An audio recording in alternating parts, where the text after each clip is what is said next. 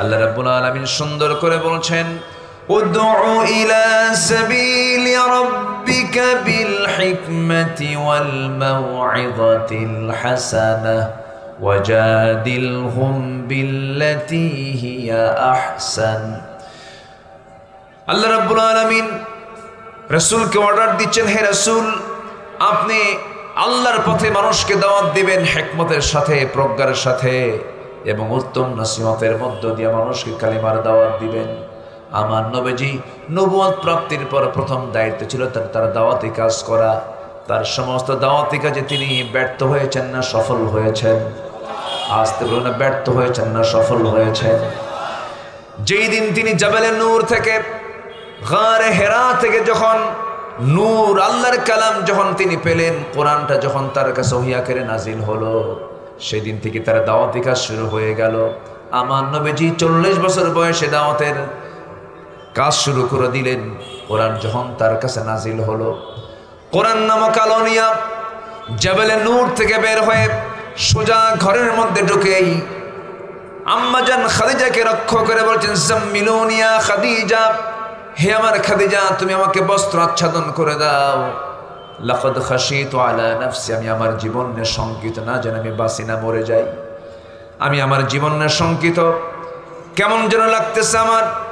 আম্মা জান খাদিজা বলছেন, আমার স্বামী, আপনি কোনো চিন্তা করবেন না, পৃথিবীর কোনো অনিষ্ট আপনার কোনো ক্ষতি করতে পারবে না।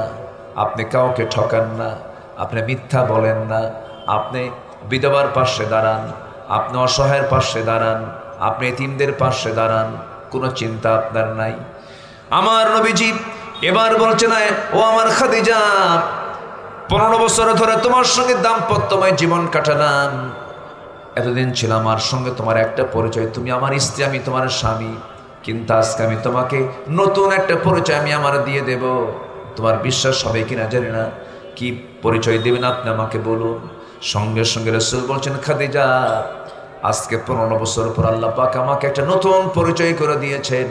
আমি হলাম শেষ জামানার পয়গম্বর। আল্লাহ পাক আমাকে কোরআন নামক কিতাব দান করেছেন, আমি আল্লাহর নবী। তোমার কি বিশ্বাস হয় নাকি? এই কথা শোনার সঙ্গে সঙ্গে খাদিজা রাদিয়াল্লাহু তাআলা আনহা আবেগ আপ্লুত হয়ে পড়লেন, চোখে পানি চলে এলো। আমার নবীকে লক্ষ্য করে বলছেন, আমার স্বামী, 15 বছর ধরে দাম্পত্যময় জীবন চালালাম, যার মুখ থেকে একটা দিনের জন্য অযাচিত কোনো কথা বের হতে দেখলাম না, যার মধ্যে কোনো রূঢ়তা দেখলাম না, যার মধ্যে কোনো ক্ষিপ্রতা দেখলাম না, যিনি আমার 15 বছরের পরিচিত মানুষ, যার মুখ থেকে একটা মিথ্যার ছোঁয়া পর্যন্ত পেলাম না, আপনি যে আল্লাহর নবী হবেন বিন্দু পরিমাণ কোনো সন্দেহ নাই। একজন স্ত্রীর কাছে স্বামী কত আদর্শ ছিলেন, কত মডেল ছিলেন। হাতটা বাড়ায়া দিয়ে রাসূলটাকে পড়ায়া দিলেন, আশহাদু আল্লা ইলাহা ইল্লাল্লাহু ওয়াহদাহু লা শারীকা লাহু ওয়া আশহাদু আন্না মুহাম্মাদান আবদুহু ওয়া রাসূলুহু। হেদায়েতের মালিক কে? একটু জোরে বলুন, হেদায়েতের মালিক কে? আমার নবীজির 1 নম্বর কাজ ছিল কি করা? সে দাওয়াতটা দিয়েছেন আগে বাহিরে না আগে ভিতরে? বলেন, আগে বাহিরে না আগে ভিতরে দিয়েছেন? আগে ভিতরে কালিমার দাওয়াত দিলেন। খাদিজা রাদিয়াল্লাহু তাআলা ইসলাম কবুল করেন। সেই সময় তিনি 4 সন্তানের জননী। আমার নবীজির 4টা মেয়ে ছিল। কয়টা মেয়ে ছিল? সব আম্মা জান খাদিজার গর্ভ থেকে এসেছে। আমার নবীজির স্ত্রী একাধিক ছিল, কোন স্ত্রীর গর্ভে শুধু মারিয়া কিপ্তি রাদিয়াল্লাহু আনহার গর্ভে শুধু একজন সন্তানের জন্ম হয়েছিল, বাকি সব সন্তান মারা গেছে। 4টা ছেলে আমার নবীজির, তার 3টা ছেলেই হলো আম্মাজান খাদিজার গর্ভে। মোট 7 জন সন্তানের জননী ছিলেন খাদিজা রাদিয়াল্লাহু তাআলা আনহা। আলহামদুলিল্লাহ বলবেন না? সেই খাদিজার মুখ থেকে যখন আমার রাসূল যখন কালিমার ঘোষণা শুনলেন, সবচেয়ে খুশি হলেন মুহাম্মদ সাল্লাল্লাহু আলাইহি ওয়াসাল্লাম। কারণ নবীদের স্ত্রী কাফের ছিল, এমন রেকর্ড আছে না নাই? আসতে বলবেন না, আছে না নাই? নূহ আলাইহিস সালাতু ওয়াসসালাম, লূত আলাইহিস সালাতু ওয়াসসালাম, এই দুজন নবীর স্ত্রী ছিল কাফেরা। নবীর বাপ কাফের ছিল, নবীর সন্তান কাফের ছিল। কিন্তু আমার নবীর স্ত্রী আমাদের আম্মা জান খাদিজার মুখ থেকে যখন কালিমা বের হলো দাওয়াতি কাজ, আমার রাসূলকে বিফল হলেন না সফল হলেন? বিফল হলেন না সফল হলেন? সফল হলেন। দাওয়াতি কাজ তার শুরু হয়ে গেল। আমার নবীজি এই দাওয়াতি কার্যক্রম নিয়ে বাল্য দিনের বন্ধু 3 বছরের ছোট বড় সাইয়েদনা আবু বকর সিদ্দিক রাদিয়াল্লাহু আনহুকে যখন কালিমার দাওয়াত দিলেন, বললেন বন্ধু ছোট থেকে বড় হয়েছি, তুমি আমার 3 বছরের ছোট, আমি তোমার 3 বছরের বড়। আল্লাহ আমার কাছে ওহী নাযিল করেছেন, আমি আল্লাহর নবী, তোমার কি বিশ্বাস হয় নাকি বন্ধু বলো? সাইয়েদনা আবু বকর রাদিয়াল্লাহু তাআলা আনহু রাসূলকে জড়িয়ে ধরে বলছেন, বন্ধু রে, বন্ধুত্বপূর্ণ সময় কত কাটালাম, তোমার মুখ থেকে আজে বাজে কোনো কথা বলতে শুনি নাই, তোমার মধ্যে চরিত্র হনন করার মতো কোনো খারাপ কোনো দিক আমি তোমার মধ্যে পাই নাই, একটা মিথ্যার ছোঁয়া পাই নাই, তুমি যে আল্লাহর নবী হবে কোনো সন্দেহ নাই। আমাকে পড়িয়ে দাও আশহাদু আল্লা ইলাহা ইল্লাল্লাহু ওয়াহদাহু লা শারীকা লাহু ওয়া আশহাদু আন্না মুহাম্মাদান আবদুহু ওয়া রাসূলুহু। হেদায়েতের মালিক কে? আসতে বলবেন না কে? আমার নবীজি বন্ধুকে হাতে নিলেন, বউটাকে হাতে নিলেন, স্ত্রীকে হাতে নিলেন। এবার আমার নবীজি পরিবারের মাঝে কালিমার দাওয়াত দিতে গেলেন। আমার নবীজির সারা জীবন কেটেছে যে চাচার ঘরে, সেই চাচাটাও কাফের ছিল, কিন্তু সন্তান দুটো তারা ইসলাম কবুল করেছিলেন। আমার নবীজির পিতৃব্য, জন্মের পূর্বেই বাপ নাই, জন্মের পর মা নাই, জন্মের 7 বছরে দাদা নাই। এতিম কাকে বলে? আমার রাসূলকে সিঙ্গেল এতিম না ডাবল এতিম বলেন? কি বলেন? ডাবল এতিম। বাপও নাই, মাও নাই। যদিও মা মারা গেলে পরে সন্তানকে এতিম বলা যায় না, কিন্তু অসহায় তো, মা মারা গেলে অসহায় হয়ে পড়ে, বাপ মারা গেলে অসহায় হয়ে পড়ে। আল্লাহ পাক আমার রাসূলকে লক্ষ্য করে বলছেন, আলাম ইয়াজিদকা ইয়াতীমান ফাআওয়া ওয়া ওয়াজাদাকা দাল্লান ফাহাদা ওয়া ওয়াজাদাকা আইলান ফাআগনা ফাআম্মাল ইয়াতীমা ফালা তাকহার ওয়া আম্মাস সাইলা ফালা তানহার وَأَمَّا بِنِعْمَةِ رَبِّكَ فَحَدِّثْ। জোরে বলুন আল্লাহু আকবার। হে রাসূল, আমি আপনাকে এতিম অবস্থায় পেয়েছি, অতএব আপনি এতিমদেরকে ধমক দিবেন না, তাড়িয়ে দিবেন না। আমার নবীজি জন্মের পূর্বে বাপকে হারিয়েছেন। যেদিন তার জন্ম হলো, একদিন আবু তালেব রাসূলকে লক্ষ্য করে বলছেন, আবু তালেব নবীর কি হয়? বলেন কি হয়? বলেন কি চাচা? ইমানদার চাচা না কাফের চাচা? বলেন অভদ্র না ভদ্র? ভদ্র। হ্যাঁ, খুব সুন্দর জবাব দিয়েছে। এই আবু তালেব একদিন রাসূলকে লক্ষ্য করে বলছেন, ও ভাতিজা মুহাম্মদ, আজকে তুমি আল্লাহর নবী হয়ে গেছো, কিন্তু আজকে আমি তোমাকে একটা কথা তোমার মুখ থেকে জানতে চাই। চাচা কি কথা জানাবেন? বলেন কি কথা জানতে চান? বলেন। রাসূলকে লক্ষ্য করে আবু তালেব বলছেন, ভাতিজা মুহাম্মদ শোনো, জন্মের পূর্বেই তুমি তোমার বাপকে হারিয়েছ। যেদিন তোমার জন্ম হবে আমি সেই দিন তোমার পাশেই ছিলাম। জন্ম হয়ে গেল, শুনতে পেলাম আহমদের জন্ম হয়েছে, আমি দারুণ খুশি হয়েছি। 3 দিন পর আমি তোমাকে দেখতে গেলাম তোমাদের বাড়িতে। তোমাদের বাড়িতে দেখতে গিয়ে দেখতে পেলাম তোমাকে চাঁদনি আকাশের নিচে শুয়ে রেখেছে। তোমার ডানে কেউ নাই, বামে কেউ নাই, সামনে কেউ নাই, পেছনে কেউ নাই। তোমার মাও তোমার কাছ থেকে দূরে দূরে থাকে। তোমার মার চোখে ডুকরে ডুকরে, তোমার মার চোখ দিয়ে শুধু টপ টপ করে পানি পড়ছে, ডুকরে ডুকরে কাঁদতেছে তোমার মা। তোমার মা তোমার কাছে আসে না। আমি লক্ষ্য করে সেই সময় ডিপলি লক্ষ্য করে দেখলাম তুমি মুহাম্মদ, ছোট্ট শিশু মুহাম্মদ, তুমি চাঁদনি আকাশের নিচে শুয়ে আছো। তোমার পাশে কেউ নাই, কিন্তু তুমি তোমার ডান হাতটা যখন বাম দিকে নাও, বাম হাতটা যখন ডান দিকে নাও, আমি একটা জিনিস খেলতে দেখলাম। ডান হাত যখন বাম দিকে আসে, আকাশের চাঁদটাও সঙ্গে সঙ্গে ডান থেকে বাম দিকে চলে আসে। যখন তুমি তোমার হাতটা যখন বাম হাতটা যখন ডান দিকে নাও, চাঁদটা আবার বাম থেকে ডান দিকে চলে যায়। যখন তুমি তোমার 2টা হাত একসঙ্গে টান মেরে নিচের দিকে নিয়ে আসো, আকাশের চাঁদটাও তোমার কাছাকাছি চলে আসে। আমি যা দেখতে পেলাম, চাঁদ নড়াচড়া করছিল তোমার হাতের সাথে। আমি কি সত্য দেখছি না মিথ্যা দেখছি? ভাতিজা মুহাম্মদ আমাকে বলো তো। সঙ্গে সঙ্গে রাসূল বলছেন, চাচা যান, জন্মের পূর্বে বাপ হারাইছি, জন্মের পর পর মাকে হারাইছি। আমার বাপকে যখন আমি হারালাম, আমার মার গর্ভে আমি আসলাম, ভূমিষ্ঠ হলাম, দুনিয়াতে আসলাম। আমার মার সবচেয়ে বড় দুঃখ হলো, কষ্ট হলো, সন্তান তো দুনিয়াতে চলে এলো, কিন্তু এই সন্তানটা যার করে তুলে দেব সেই স্বামী তো আমার দুনিয়াতে নাই রে। সন্তানটা যখন আমার মা আমাকে যখন করে নিতে নেন, আমার মার চোখের পানি থামে না, আমার মার চোখের কান্না বন্ধ হয় না। আমাকে নিতে গেলে আমার মায়ের কষ্টের পরিমাণটা বেড়ে যায়, স্বামীর কথা বারবার মনে হয়ে যায়। এই জন্য মা আমাকে সঙ্গ দিতে পারছিলেন না, মা আমাকে দূরে দূরে রাখেন। আমার সঙ্গ দেওয়ার জন্য, আমার টাইমকে পাস করার জন্য মহান রব্বুল আলামিন সেই সময় আকাশের চাঁদ আমার জন্য খেলনা বানাইয়া দিয়েছিলেন। জোরে বলে সুবহানাল্লাহ, জোরে বলে সুবহানাল্লাহ। আমার ভাইরা, আমার বন্ধুগণ, সেই নবীজি হচ্ছেন আমার নবীজি, যার চোখের ইশারায়, যার হাতের ইশারায় ইনশাক্কাল কামার, আকাশের চাঁদ পর্যন্ত দ্বিখণ্ডন হয়ে গেছে।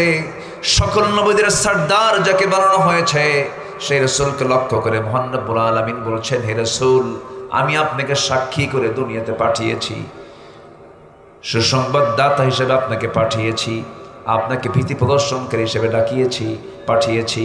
আমি আপনাকে দায়ী করে পাঠিয়েছি। কার পথে দাওয়াত দেবেন? আমরাও কার পথে দাওয়াত দেব?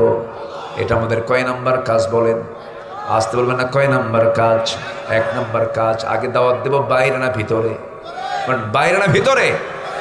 একজন ব্যক্তি নবী ছিলেন না, রসুল ছিলেন না, সুন্দর মানুষ ছিলেন না, দেখতেও সুন্দর ছিলেন না, কিন্তু চরিত্র খুব সুন্দর ছিল, সমাজের পরিচিতিও ছিল না।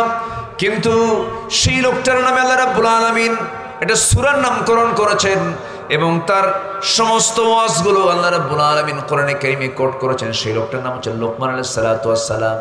সেই লোকমান দাওয়াত দিয়েছেন গোটা জিন্দেগিতে, অধিকাংশ দাওয়াত দিয়েছেন বাহিরে না ভিতরে? ভিতরে। আমাদের দাওয়াতি কাজ করা দরকার সবার আগে কোথায়? ভিতরে। জাতি গঠন করার আগে ব্যক্তি গঠন করতে হবে, পরিবার গঠন করতে হবে, সন্তানদের দিকে নজর রাখতে হবে। আজকের এই ডিভাইসের যুগে, অনলাইনের যুগে, মোবাইলের দুনিয়ায় 10 মিনিটের মধ্যে আপনার সন্তানের চরিত্র শেষ হয়ে যাবে। সতর্ক থাকতে হবে। সম্মানিত ভাইয়েরা, আল্লাহর কালাম কোরআন নাজিল হয়েছে 1500 বছর আগে। কিয়ামত পর্যন্ত এই কিতাব পৃথিবীতে থেকে যাবে।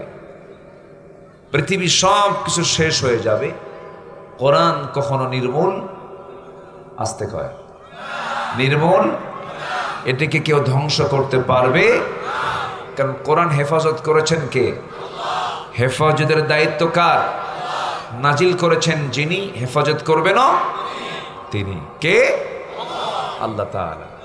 অতএব এই কিতাব নিয়ে ষড়যন্ত্র যতই করুন না কেন, কাম হবে না, লাভ হবে না। যারা এই যুগে যুগে নবীর বিরুদ্ধে, আল্লাহর কালামের বিরুদ্ধে, আসমানের কিতাবের বিরুদ্ধে যারা অবস্থান নিয়েছে, তাদের অবস্থান ইতিহাসের রাস্তা করে নিক্ষিপ্ত হয়েছে। ফেরাউন টিকতে পারে নাই, নমরুদরা টিকতে পারে নাই, আবু জেহেলরা টিকতে পারে নাই। যে বা যারা এই পৃথিবীতে ফেরাউনের ভূমিকা, নমরুদের ভূমিকা, আবু জেহেলের ভূমিকায় যারাই আসবে, তাদের অবস্থা তাদের মতোই হবে। আমি কি ভুল বললাম? ঠিক একই শোচনীয় পরাজয় তাদের এইভাবেই হবে। কারণ কোরআনকে কেউ দাবিয়ে রাখতে পারবে না, কোরআনকে কেউ নির্মূল করতে পারবে না। আল্লাহ রাব্বুল আলামিন তিনি নিজেই চ্যালেঞ্জ ছড়েছেন। তিনি বলছেন, ইন্না নাহনু নাযালনা যিকরা ওয়া ইন্না লাহু লাহাফিজুন। কোরআন আমি নাজিল করেছি, হেফাজতের দায়িত্ব আমি কাউকে দেই নাই, নাজিল করেছি আমি। এবং কোরআনটাকে আমি আল্লাহ নিজেই হেফাজত করবো। জোরে বলি সুবহানাল্লাহ। আল্লাহ নিজেই এই কিতাবের হেফাজতের দায়িত্ব নিয়েছেন। অতএব ষড়যন্ত্র করে লাভ নাই। দেশ স্বাধীন হয়েছে 54 বছর, সবাই তো দেশ চালালো, কিন্তু কেউ কোরআন দিয়ে যে দেশ চালাতে হয়, এটা যে আল্লাহ পাকের ওয়ার্ডার। আল্লাহ যে বলছেন আমার আইন ছাড়া কোনো আইন চলবে না, মানা যাবে না, কিন্তু সাহস করে আমার দেশের কোনো মুসলমান যারাই ক্ষমতায় ছিলেন কেউ কিন্তু কোরআন দিয়ে রাষ্ট্র পরিচালনা করেন নাই। করেছেন? তাহলে শান্তি আসবে কেমনে? শান্তি তো আসবে না। শান্তি যদি পেতে চাই আইন দরকার কার? আসতে বিধান দরকার কার? আল্লাহ। আমার আপনার মা বোনদের গায়ে কি পর্দা আছে? পর্দার বিধান তো নাই। আমার দেশে সুদ চালু না যাকাত চালু? বল, সুদ চালু না যাকাত চালু? আমার দেশে বিয়ে সহজ না জেনা সহজ? জেনা সহজ। সুদের পরিবেশ, জেনার পরিবেশ। আমার দেশে কি মদের দোকান আছে? মদের কাস্টমার নাই তো। দোকান যদি থাকে তার কাস্টমারও আছে। সম্মানিত ভাইয়েরা, সকল উপকর্মের সকল সরঞ্জামাদি আমার দেশে কিন্তু উপস্থিত আছে। এগুলো একটাও থাকতো না যদি দেশে আল্লাহর আইন যদি চালু থাকতো। এই আল্লাহর আইন চালু হওয়া দরকার, এই কথা বলার জন্য আমাদেরকে যুগ যুগ ধরে দেশের কিছু বদমাইশরা রাজাকার ট্যাগ দিয়েছিল, জঙ্গিবাদী বলেছিল, সন্ত্রাসী বলেছিল, আমাদেরকে অনেক গালে গালমন্দ করেছিল। কিন্তু যারাই এই সমস্ত ভাষা দিয়ে আমাদেরকে গালে দিয়েছে আজকে তাদের অস্তিত্ব নাই। আছে? কোনো খবর আছে? সব তার এখন ফেরেশতা হয়ে গেছে। কি হয়ে গেছে? ফেরেশতা। মানে ফেরেশতাও চোখে দেখা যায় না, এদেরকেও চোখে আর পড়ে না, নাই। অথচ আমাদেরকে তারা গালি দিয়েছে যুগের পরে যুগ। আমার ভাইদের চোখ তুলে নিয়েছে, হাত কেটে নিয়েছে, ঠান্ডা মাথায় গুলি করে হত্যা করেছে।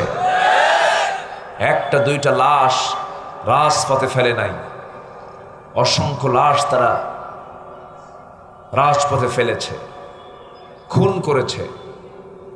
কিন্তু ইসলাম যে কারো না, ইসলামটা কার?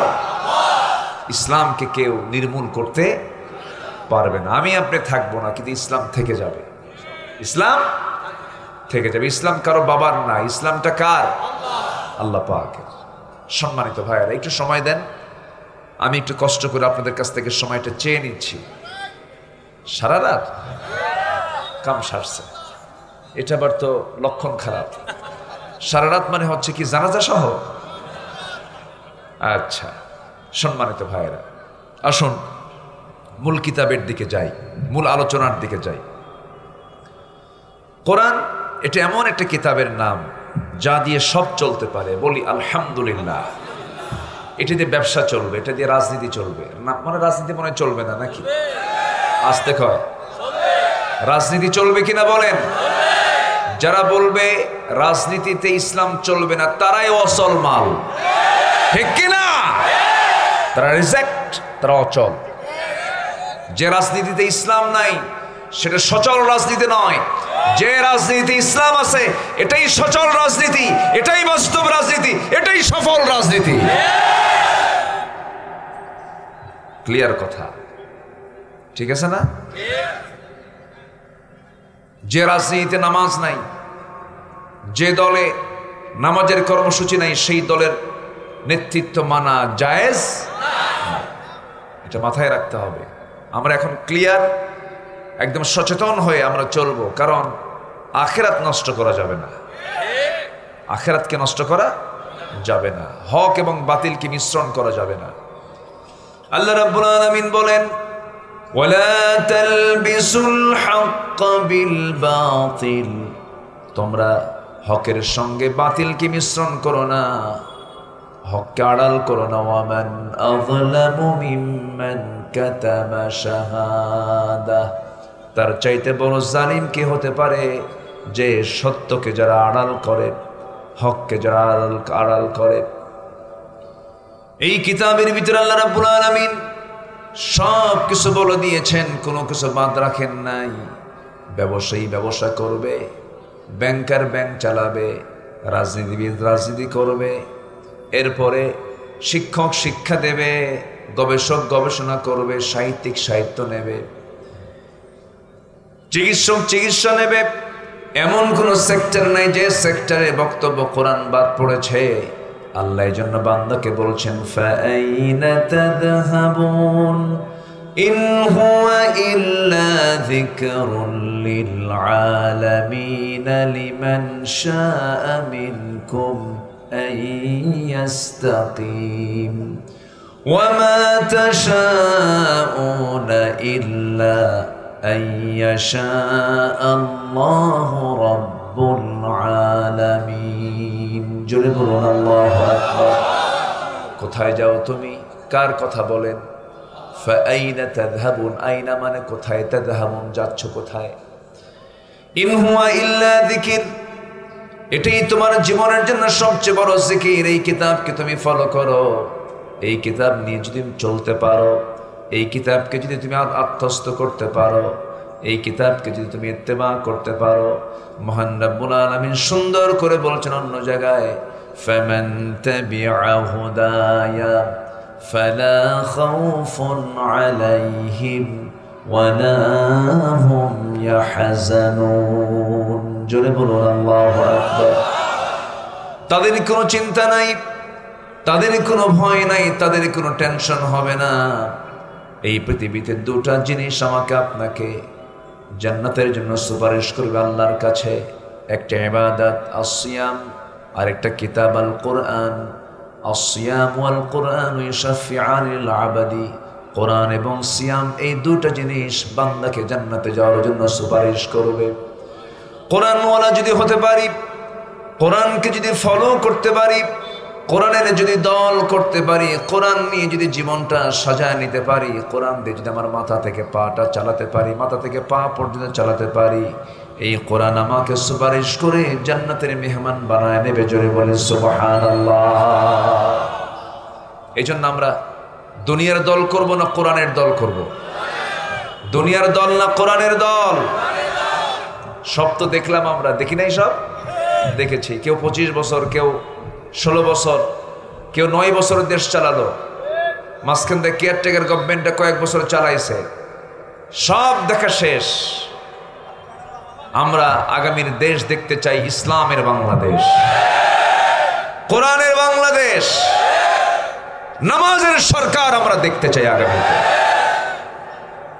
বর্তমানে যিনি প্রধান দায়িত্ব পালন করছেন নামটা অনেক বরকতময়, খুব বরকতে ঘেরা নাম। দুই নবীর নাম একজন দখল করে বসে আছে, মুহাম্মদ ইউনুস। মুহাম্মদ কয় নবী বলেন? 2 নবী। ব্যক্তি কয়জন? একজন। 2 নবীর নাম একজন দখল করে বসে আছে। বরকত হবে না কেন? তো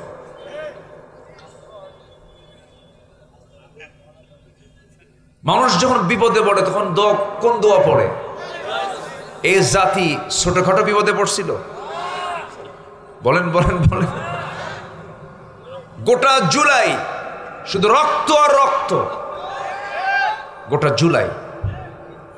সেই বিপদের মাঝে আল্লাহ পাক বিপদের দোয়া পড়তে বলেছেন, আর যেই দোয়াটার নাম দোয়া ইউনুস, সেই ইউনুসকে আল্লাহ পাক পাঠায় দিয়েছেন। যা,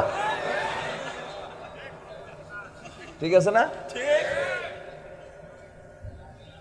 আমি আমার জীবনে কখনো বুদ্ধি বয়সে পাই নাই রমজান মাসে, যে মাসে পেঁয়াজের ব্যবহার সবচাইতে বেশি, সেই মাসে পেঁয়াজের দাম এত স্বাভাবিক আমি আমার বুদ্ধি বয়সে পাই নাই।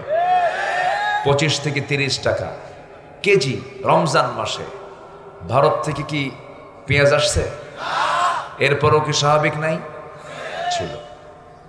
আচ্ছা, আমি যে টিকিট কেটেছি বিমানের 1.5 লক্ষ টাকা দিয়ে বছর 2 আগে, সেই টিকিট এবার পাওয়া গেছে মাত্র 50,000 টাকায়। কেন? সিন্ডিকেট নাই, টিকিট বিক্রি হবে, পাসপোর্ট দেখাও টিকিট নাও, পাসপোর্ট নাই টিকিট নাই। স্বাভাবিক হয়ে গেছে, সবই সম্ভব, আমাদের কারো কাছে যাওয়া লাগবে না। আমার দেশের মাটি সোনার চেয়েও খাঁটি। এই মাটিতে কি হয় না বলেন?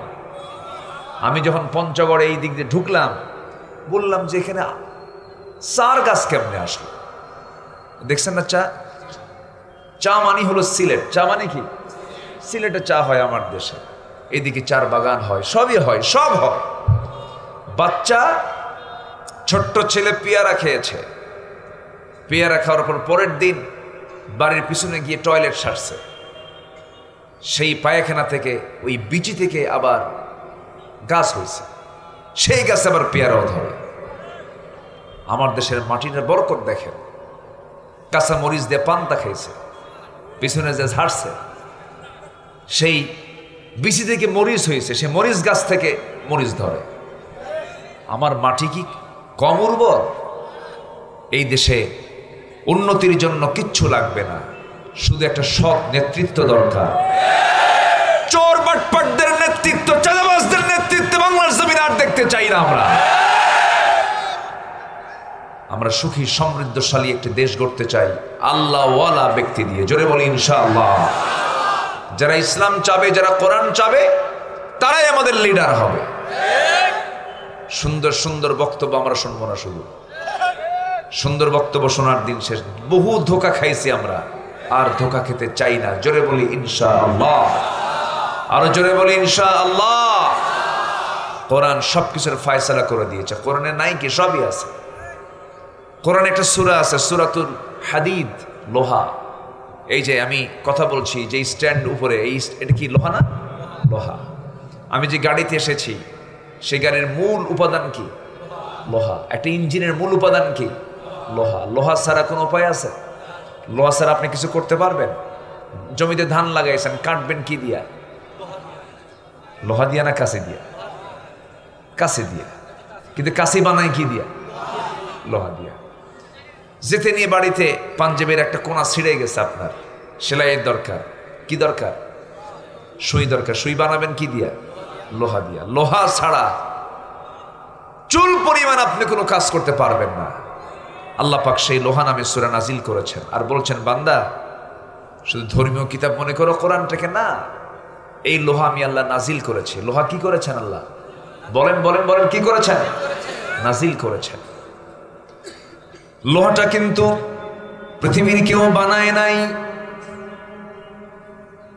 এই লোহাটা আল্লাহ রাব্বুল আলামিন পৃথিবীর কোথাও মাটিতে লুকায় রাখেন নাই। লোহাটা আল্লাহ পাক আকাশ থেকে নাজিল করেছেন। গ্যাস মাটি থেকে ওঠে, দিনাজপুরের কয়লা মাটি থেকে ওঠে, স্বর্ণের খনি মাটিতে পাওয়া যায়, গ্যাসের খনি মাটিতে পাওয়া যায়, কিন্তু লোহার কোনো খনি পৃথিবীর কোথাও না। পাথরের খনি মাটিতে পাওয়া যায়, কিন্তু আল্লাহ রাব্বুল আলামিন লোহাটা নাজিল করেছেন। ওয়া আনজালনাল হাদিদ ফীহি বা'সুন শাদীদুন ওয়া মানাফিউ লিন-নাস। আমি আল্লাহ রাব্বুল আলামিন লোহা নাজিল করেছি, যার মধ্যে রেখেছি প্রচন্ড শক্তি। ফীহি বা'সুন শাদীদুন, যার মধ্যে প্রচন্ড শক্তি আছে। এই যে ধরেন ইসরায়েল যে 20 সেকেন্ড পর পর মিসাইল মারতেছে, ওর মধ্যে লোহা আছে না নাই বলেন? ফীহি বা'সুন শাদীদুন, প্রচন্ড শক্তি তার মধ্যে আছে। ওয়া মানাফিউ লিন-নাস, এবং তার মধ্যে আমি আল্লাহ মানুষের জীবনের জন্য নানাবিধ উপকার রেখেছি, কল্যাণ রেখে দিয়েছি। লোহা ছাড়া মানুষ অচল হয়ে যেত, লোহা নাই পৃথিবী অচল হয়ে যেত। সব কিছুর স্ট্রাকচার তৈরির জন্য লোহার বিকল্প কিছু নাই। জাহাজ বানাবেন লোহার দরকার, বিমান বানাবেন লোহার দরকার, গাড়ি বানাবেন লোহা দরকার। একটা মানুষ মানব দেহের স্ট্রাকচার গড়ে ওঠে তার গোটা বডিতে হাড় দিয়া। হাড় যেমন গোটা বডিকে সচল করে রাখতেছে, সে চলতে পারছে, ফিরতে পারছে, তেমনি আপনি যে কোনো জিনিস কিছু করতে যাবেন, সেখানকার স্ট্রাকচার লাগবে, হচ্ছে লোহার প্রয়োজন। সেই লোহাটা দিয়েছেন, সম্পূর্ণ অবদানটা কার অবদান? তাহলে লোহা কি মাটি থেকে উঠছে না নাজিল করছে? কে নাজিল করেছেন? আল্লাহ নাজিল করেছেন। মানুষ কিন্তু জানতো না যে লোহা নাজিল হয়েছে, কিন্তু কোরআন এই তথ্য দিয়েছে ১৫০০ বছর আগে। জোরে কোন সুবহানাল্লাহ। ওয়া আনজালনা, আমি নাজিল করেছি হাদিদ, লোহাকে। কে বলছেন এটা? কে বলছেন? লোহা নাজিল হলো কেমনে? আমার বন্ধুগণ, আমরা যে তাপমাত্রা এখানে বসে আছি, এই তাপমাত্রা হলো ২৭-২৮-৩০ ডিগ্রি সেলসিয়াস তাপমাত্রায়। সূর্য আমাকে আপনাকে যে তাপ দিয়ে যাচ্ছে, সূর্য যদিও দেখতে পাচ্ছি না, কিন্তু সূর্য এখন আছে না নাই? সূর্য এখন অন্য এলাকায় আছে। সূর্যটা গড়ে মানে জাস্ট অন্য এলাকায় গিয়ে আলোকিত করে। সূর্য কিন্তু ডুবে না, মূলত সূর্য আড়াল হয়ে যায়, আমি দেখতে পাই না, অন্ধকার হয়, কিন্তু আরেক জায়গায় এটা আলোকিত হয়। এখন রাত আমার দেশে, আমেরিকা এখন দিন। আমেরিকায় কি এখন দিন? কাউকে ফোন দেন আমেরিকায়, সে বলবে আমি এখন সূর্যের আলোতে চলাফেরা করছি। সূর্য কয়টা? আজ থেকে সূর্য কয়টা? একটা সূর্য। এই সূর্যের তাপমাত্রা হলো, আভ্যন্তরীণ তাপমাত্রা হলো 15 million degree Celsius. 15 million degree Celsius তাপমাত্রা সূর্যের। আর যদি কোনো বান্দা লোহা বানাতে চাই, যে লোহাগুলো এই মেটাল, এই লোহাটা যদি বানাতে চায়, এই লোহা বানাতে তাপমাত্রায় প্রয়োজন হবে হলো 5 বিলিয়ন ডিগ্রি সেলসিয়াস। আমার কথা কি বুঝতেছেন ভাই? 5 billion degree Celsius. 5 billion degree Celsius তাপমাত্রা ছাড়া লোহা উৎপন্ন হবে না, লোহা তৈরি হবে না। বলুন তো, পৃথিবীর কোথাও কি 5 বিলিয়ন ডিগ্রি সেলসিয়াস তাপমাত্রার কোনো জায়গা আছে নাকি? সূর্যের আভ্যন্তরীণ তাপমাত্রা দিয়েই তো লোহা তৈরি হবে না, তাহলে এই লোহাটা আসলো কোন জায়গা থেকে? বিজ্ঞান গবেষণা করে বলছে, কোনো মহাশূন্যের মাঝে, কোনো সুপারনোভার মহাবিস্ফোরণের মধ্য দিয়ে সেখান থেকে লোহাটা পৃথিবীতে এসেছে। আজ থেকে ১৫০০ বছর আগে মহান রব্বুল আলামিন বলছেন, আমি আল্লাহ রব্বুল আলামিন মহাশূন্য থেকে আমি লোহাটা নাজিল করেছি। জোরে বলি সুবহানাল্লাহ। কোরআন এমন একটি কিতাব যা সব তথ্য দিয়ে দেয়। জোরে বলি সুবহানাল্লাহ। আপনার জন্ম কেমনে হয়েছে, এমব্রায়োলজি, ভ্রূণতত্ত্ব, আল্লাহ পাক কোরআনে কারীমের প্রথম যে মেসেজ দিয়েছেন, এখানেই দিয়েছেন ভ্রূণতত্ত্বের কথা। ইকরা বিসমি রাব্বিকাল্লাযী খালাক, খালাকাল ইনসানা মিন আলাক। এই ভ্রূণতত্ত্ব নিয়ে প্রথম আল্লাহ পাক বক্তব্য দিয়েছেন। অর্থাৎ সকল জ্ঞান বিজ্ঞানের মূল উৎস কি বলেন? সকল জ্ঞান বিজ্ঞানের মূল উৎস কি? কোরআন। অতএব কোরআনকে যারা অচল করতে চাপে, তারাই অচল হয়ে যাবে। জোরে বলি ইনশাআল্লাহ। আমি কি দোয়া করে দেব? এই যে 2-1 করে উঠতেছে যে লোক, হ্যাঁ, না দয়া করে উঠবেন না ভাই, একটু বসেন না। আপনি উঠে দাঁড়াবেন, আমি আমার আলোচনার লাইন হারিয়ে ফেলবো। একটু দয়া করে বসেন, একটা লোক উঠবেন না। আমাকে একটু সময় দেন, আমাকে উঠাতে দেরি করেছেন, একটু সময় দেন। আমি একটু সময় নিয়ে আমি একটু কথা বলতে চাই। এত কষ্ট করে আসছি। পঞ্চগড় আসা মানে হলো কি জানেন? দেশের শেষ মাথা। কোথায় যেন আমি লাইট দেখলাম, ও লাইট তো দেশের না। এই দেশের লাইট ওটা? কোথাকার লাইট? ওরা লাইট দিয়ে রাখে, আমরা যদি ওইদিকে ঢুকি লাইট দিয়ে রাখে। আর আমাদের লাইট মাইট নেই, তোরা ঢুকে পড়, যা আমরা আছি, আল্লাহ আমাদের হেফাজত করবে। সম্মানিত ভাইয়েরা, এত লম্বা পথ পাড়ি দিয়েছি, এসেছি, একটু একসঙ্গে তো দোয়াটা করা দরকার। একটু বসেন। আমি যেখান থেকে তেলাওয়াত করেছি, আল্লাহ পাক তার রাসূলকে ডাক দিচ্ছেন, হে রাসূল, আমি আপনাকে দুনিয়াতে পাঠালাম কেন? ইন্না আরসালনাকা, কেন পাঠালাম আপনাকে? শাহিদান, সাক্ষী করে। কি করে বলেন তো? সাক্ষী করে। সুসংবাদদাতা হিসাবে, নাযীরা, ভীতি প্রদর্শনকারী হিসাবে, এবং আল্লাহর পথের একজন দায়ী করে, দাওয়াত দানকারী করে আমি আপনাকে পাঠিয়েছি। হে রাসূল, আমি আপনাকে সম্মান দিয়েছি। সেই নবীর জীবন থেকে আমাদের কিছু শিক্ষা আছে না নাই বলেন তো? আসতে বলবেন না, আছে না নাই? আজকে আমরা 15টা শিক্ষা নিয়ে যাব। কটা শিক্ষা নিয়ে যাব বলেন তো? 15টা। আমি কি একটাও বলেছি? নুরু, ওয়াজ কি শেষ না শুরু? শুরু। একটু বসেন, একটু বসেন। আমরা নবীর জীবন থেকেই তো শিক্ষা নেব। চোরদের কাছ থেকে কি শিক্ষা নেব বলেন? চোরদের কাছ থেকে শেখার কিছু নাই। যারা সন্ত্রাসী করে বেড়ায়, যারা মানুষকে খুন করে, ওদের কাছ থেকে আমাদের আদর্শ শেখার কিছু নেই। আমাদের নেতা একজন, তিনি হচ্ছেন মুহাম্মদ সাল্লাল্লাহু আলাইহি ওয়াসাল্লাম।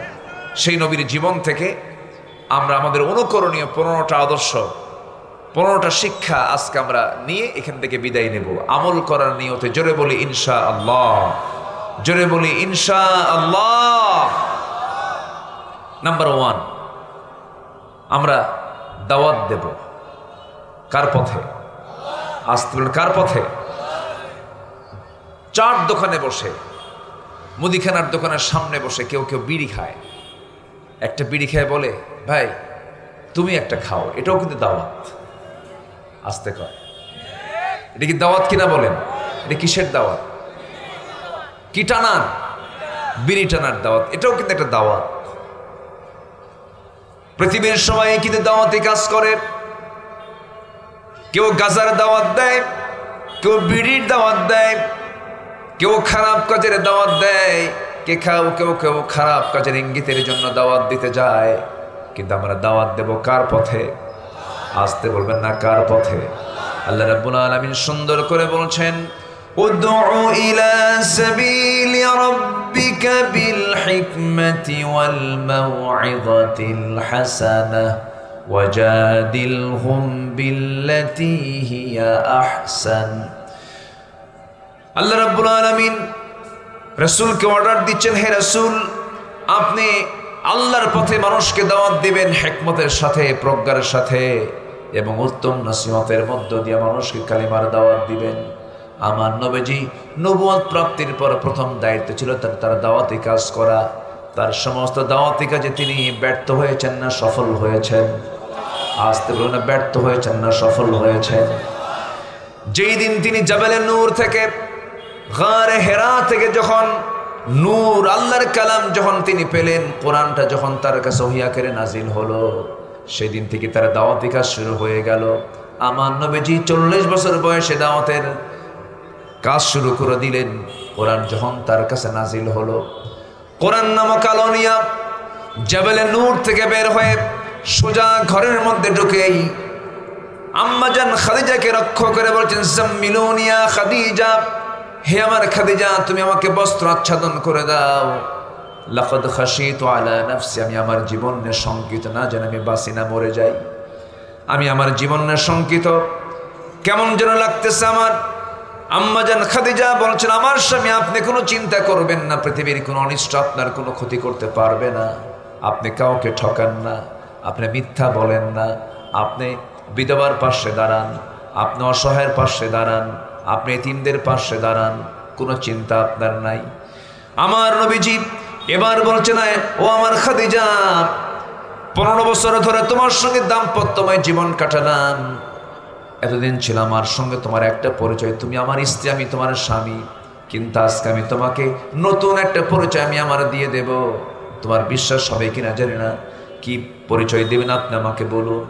সঙ্গে সঙ্গে রাসূল বলছেন, খাদিজা, আজকে 15 বছর পর আল্লাহ পাক আমাকে একটা নতুন পরিচয় করে দিয়েছেন। আমি হলাম শেষ জামানার পয়গম্বর। আল্লাহ পাক আমাকে কোরআন নামক কিতাব দান করেছেন, আমি আল্লাহর নবী। তোমার কি বিশ্বাস হয় নাকি? এই কথা শোনার সঙ্গে সঙ্গে খাদিজা রাদিয়াল্লাহু তাআলা আনহা আবেগ আপ্লুত হয়ে পড়লেন, চোখে পানি চলে এলো। আমার নবীকে লক্ষ্য করে বলছেন, আমার স্বামী, 15 বছর ধরে দাম্পত্যময় জীবন চালালাম, যার মুখ থেকে একটা দিনের জন্য অযাচিত কোনো কথা বের হতে দেখলাম না, যার মধ্যে কোনো রূঢ়তা দেখলাম না, যার মধ্যে কোনো ক্ষিপ্রতা দেখলাম না, যিনি আমার 15 বছরের পরিচিত মানুষ, যার মুখ থেকে একটা মিথ্যার ছোঁয়া পর্যন্ত পেলাম না, আপনি যে আল্লাহর নবী হবেন বিন্দু পরিমাণ কোনো সন্দেহ নাই। একজন স্ত্রীর কাছে স্বামী কত আদর্শ ছিলেন, কত মডেল ছিলেন। হাতটা বাড়ায়া দিয়ে রাসূলটাকে পড়ায়া দিলেন, আশহাদু আল্লা ইলাহা ইল্লাল্লাহু ওয়াহদাহু লা শারীকা লাহু ওয়া আশহাদু আন্না মুহাম্মাদান আবদুহু ওয়া রাসূলুহু। হেদায়েতের মালিক কে? একটু জোরে বলুন, হেদায়েতের মালিক কে? আমার নবীজির 1 নম্বর কাজ ছিল কি করা? সেই দাওয়াতটা দিয়েছেন আগে বাহিরে না আগে ভিতরে? বলেন আগে বাহিরে না আগে ভিতরে দিয়েছেন? আগে ভিতরে কালিমার দাওয়াত দিলেন। খাদিজা রাদিয়াল্লাহু তাআলা ইসলাম কবুল করেন। সেই সময় তিনি 4 সন্তানের জননী। আমার নবীজির 4টা মেয়ে ছিল। কয়টা মেয়ে ছিল? সব আম্মাজান খাদিজার গর্ভ থেকে এসেছে। আমার নবীজির স্ত্রী একাধিক ছিল, কোন স্ত্রীর গর্ভে শুধু মারিয়া কিপ্তি রাদিয়াল্লাহু আনহার গর্ভে শুধু একজন সন্তানের জন্ম হয়েছিল, বাকি সব সন্তান মারা গেছে। 4টা ছেলে আমার নবীজির, তার 3টা ছেলেই হলো আম্মাজান খাদিজার গর্ভে। মোট 7 জন সন্তানের জননী ছিলেন খাদিজা রাদিয়াল্লাহু তাআলা আনহা। আলহামদুলিল্লাহ বলবেন না? সেই খাদিজার মুখ থেকে যখন আমার রাসূল যখন কালিমার ঘোষণা শুনলেন, সবচেয়ে খুশি হলেন মুহাম্মদ সাল্লাল্লাহু আলাইহি ওয়াসাল্লাম। কারণ নবীদের স্ত্রী কাফের ছিল, এমন রেকর্ড আছে না নাই? আসতে বলবেন না, আছে না নাই? নূহ আলাইহিস সালাতু ওয়াসসালাম, লূত আলাইহিস সালাতু ওয়াসসালাম, এই দুজন নবীর স্ত্রী ছিল কাফেরা। নবীর বাপ কাফের ছিল, নবীর সন্তান কাফের ছিল। কিন্তু আমার নবীর স্ত্রী আমাদের আম্মাজান খাদিজার মুখ থেকে যখন কালিমা বের হলো, দাওয়াতি কাজ, আমার রাসূলকে বিফল হলেন না সফল হলেন? বিফল হলেন না সফল হলেন?